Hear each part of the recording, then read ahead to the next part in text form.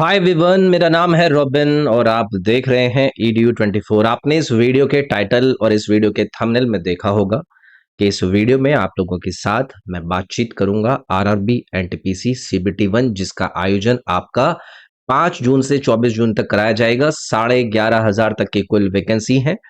इस एग्जाम में जितने भी स्टूडेंट बैठने वाले हैं, उन स्टूडेंट्स के साथ इस एग्जामिनेशन को देने के टाइम पे आपको किस तरीके से अपने पेपर को अटेम्प्ट करने का सीक्वेंस रखना है, जो कि मेरा एक प्रकार से पेपर को अटेम्प्ट करने का तरीका है। हो सकता है आप लोगों को ये जो मेरे द्वारा बताई गई बातें हैं वो बहुत बेनिफिट करें।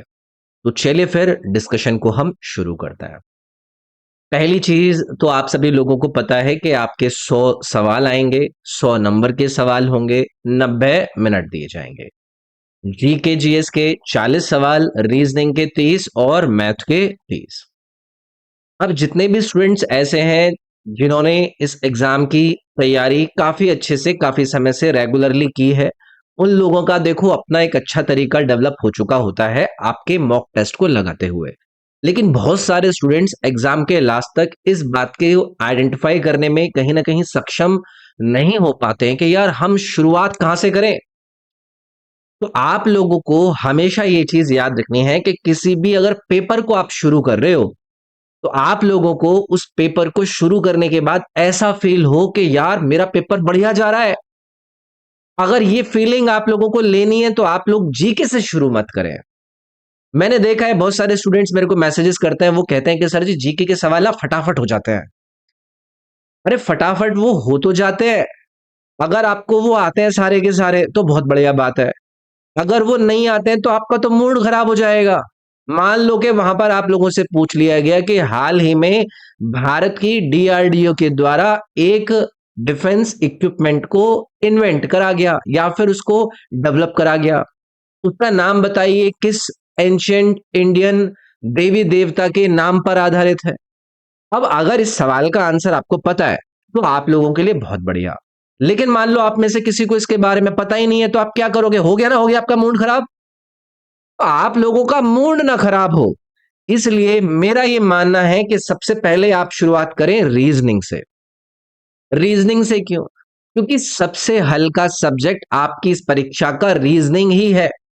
इस रीजनिंग से अगर आप अपने एग्जाम को शुरू करते हैं तो 30 में से अगर आप बहुत ही रेगुलर से स्टूडेंट्स हैं, एवरेज स्टूडेंट है, तो भी आप 22-23 सवाल आराम से कर पाओगे। और अगर आप तेज तर्रार हैं, आप एकदम होशियार की कैटेगरी में अव्वल दर्जे पर आते हैं, तो 30 के 30 आप सही करोगे। समझ रहे हो? तो आप लोगों को शुरुआत करनी है आपके इस पेपर की रीजनिंग से। उसके बाद आप लोगों को पिक करने हैं जीके के सवाल। आप में से पता है बहुत सारे स्टूडेंट जो कि होशियार बनने की कोशिश करते हैं ना, वो कहेंगे कि सर जी मान लो पेपर में ना जम्बल्ड फॉर्म में सवाल आ गए, तो पहले जीके का, फिर मैथ का, फिर रीजनिंग का, तो हम क्या करें? यही पढ़ते रह जाएं क्या कि आपका कौन सा सवाल कौन से सब्जेक्ट का है? यार, अगर हम एक सेकंड में ये आइडेंटिफाई नहीं कर पा रहे हैं ना कि जो आपकी स्क्रीन पर सवाल दिख रहा है वो रीजनिंग का या मैथ का या जीके का है, तो थोड़ी सी ना दिक्कत है फिर।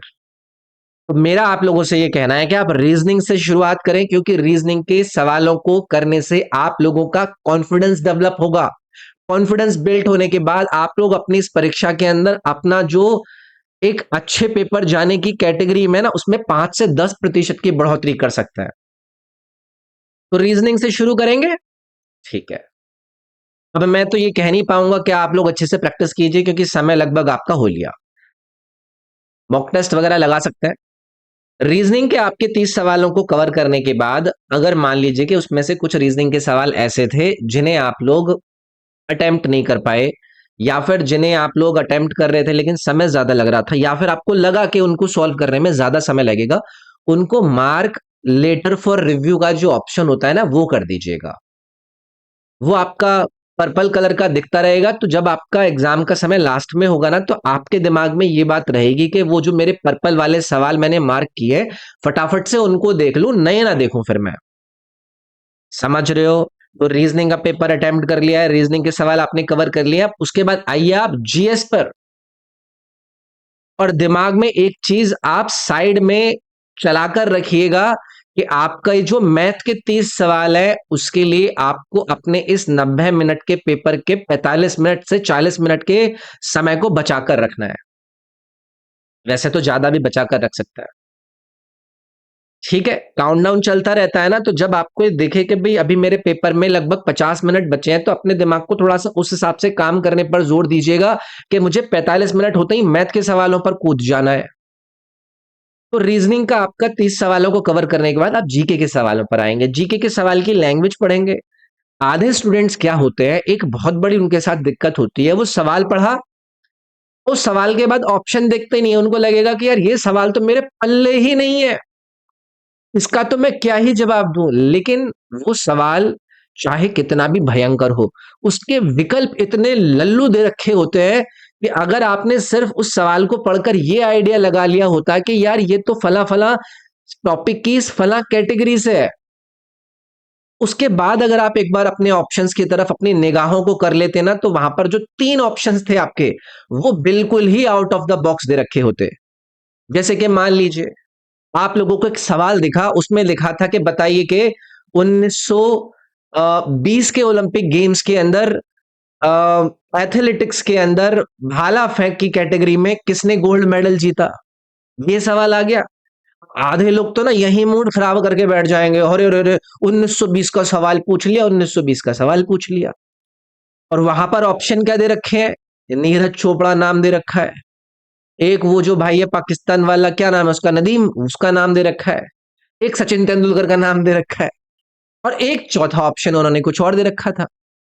मैं सिर्फ एक आइडिया दे रहा हूं, कभी कभी जीके के सवालों को पढ़ के ही स्टूडेंट आगे बढ़ जाते हैं कि यार इसका तो मैं क्या ही आंसर करूं, है ना। आप लोग अगर एक बार ऑप्शन की तरफ अपनी निगाहों को एक सेकंड के लिए घुमा लोगे, तो क्या पता उसमें ऐसे ऑप्शन दे रखे हो जो कि बहुत ही उल फजूल दे रखे हो, है ना। तो मेरी इस बात को प्लीज ध्यान से समझना। तो जीके के सवालों को फिर आपको रीजनिंग के पेपर को या फिर रीजनिंग के 30 सवालों को अटेम्प्ट करने के बाद देखना है। जो समझ में आता है मार्क कीजिए, जो समझ में नहीं आता है उसको आप स्किप कर दीजिए। उन सवालों को आप जीके के अंदर मार्क फॉर रिव्यू लेटर करके आप चूज कीजिएगा, जिनमें एक्चुअली में आपको लगता है कि उसमें कोई 2 ऑप्शन में आप कंफ्यूज हो। उन सवालों को मार्क फॉर रिव्यू लेटर मत करना जिसके बारे में आपको अता पता ही नहीं है और ऐसा लग रहा है कि इसमें तुक्का लगा दूं या ना लगा दूं।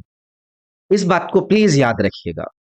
तो फिर जब आपका काउंटडाउन आपकी वॉच का पहुंच जाए लगभग 45-40 मिनट, आप अपनी मैथ, आपका जो जीएस है, आपका जो रीजनिंग है, उसको साइड कर दो और उसके बाद उतर जाओ आपके मैथ के पेपर के सॉल्यूशन पर।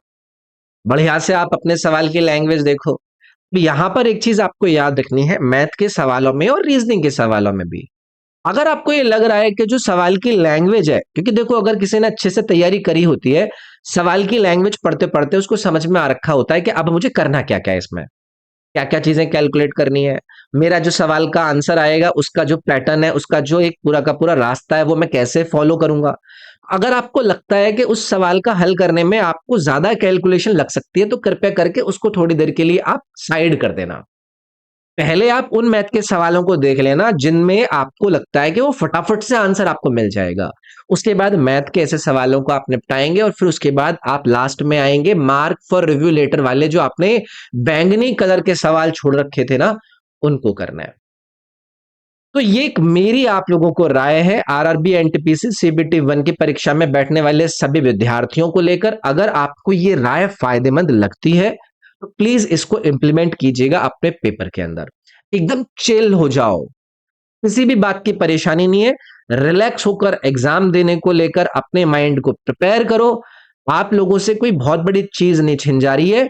इतने बड़े देश में सिर्फ 11,500 पदों पर आरआरबी एनटीपीसी सीबीटी 1 के अंदर ग्रेजुएट लेवल की वैकेंसी है, उसको आप देने जा रहे हो। आप पेपर निकालो, आगे देखेंगे, आगे और मेहनत करेंगे। कॉन्फिडेंट रहिए, अपने आप को चिल रखिए और आप अपनी जो परफॉर्मेंस है उसको एग्जाम में कैसे बेटर कर सकते हैं उसके नुस्खे मेरे से सुनते रहिए। इस चैनल को सब्सक्राइब कर लीजिएगा। आपके किसी भी गवर्नमेंट एग्जाम की तैयारी करने के लिए कोई नोटिफिकेशन हो, रिजल्ट हो, आंसर की हो या फिर उससे संबंधित कोई भी जानकारी है, मैं इस आपके यूट्यूब पर मैं दूंगा। वीडियो को लाइक जरूर कीजिएगा अगर आपको फायदा लगा हो। बाकी मिलूंगा मैं आपसे आपकी अगली वीडियो के अंदर। अपना ख्याल रखिए। Thank you, take care, bye bye.